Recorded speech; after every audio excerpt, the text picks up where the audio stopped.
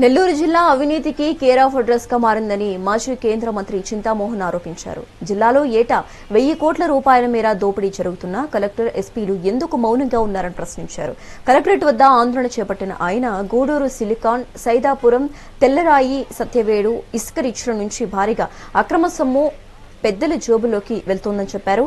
ఇదే సమయంలో అమరావతిపై కూడా ఆయన సంచలన వ్యాఖ్యలు చేస్తూ అది బ్రహ్మరావతిగా మారుతోందని విమర్శించారు.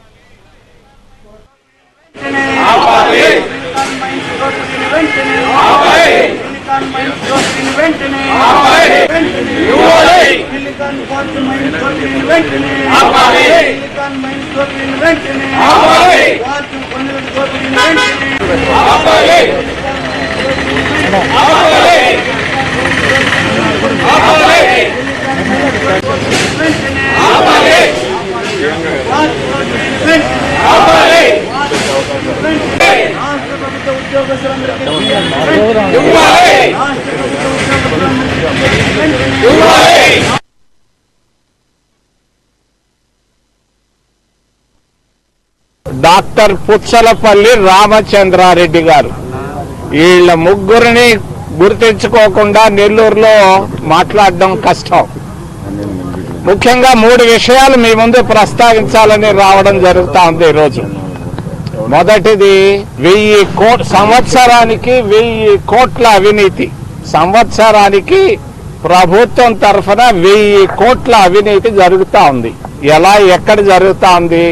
మరి సిలికాన్ ఇసుక గూడూరు తాలూకాలో జరుగుతా ఉంది. నెలకు 100 కోట్ల రూపాయలు అవినీతి దాగి ఉంది దీంట్లో. రెండోది సైదాపురంలో క్వార్జి గనులు నెలకు 1000 కోట్ల రూపాయల ముడుపులు తీసుకుంటున్నారు. మూడోది సత్యవేడు దగ్గర ఇసుక, అందులో కూడా 100 కోట్ల రూపాయల అవినీతి దాగి ఉంది. నెలకి 300 కోట్ల రూపాయల అవినీతి జరుగుతా ఉంది మన ప్రాంతంలో. 300 కోట్ల రూపాయలు.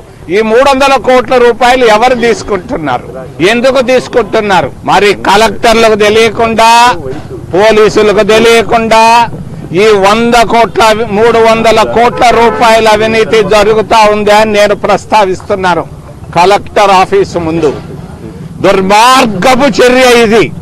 మరి చంద్రబాబు నాయుడు ప్రభుత్వంలో సంవత్సరానికి 1000 కోట్ల రూపాయల అవినీతి ఈ నెల్లూరు జిల్లా ప్రాంతాల్లోనే ఉండడం గమనార్హం. డాక్టర్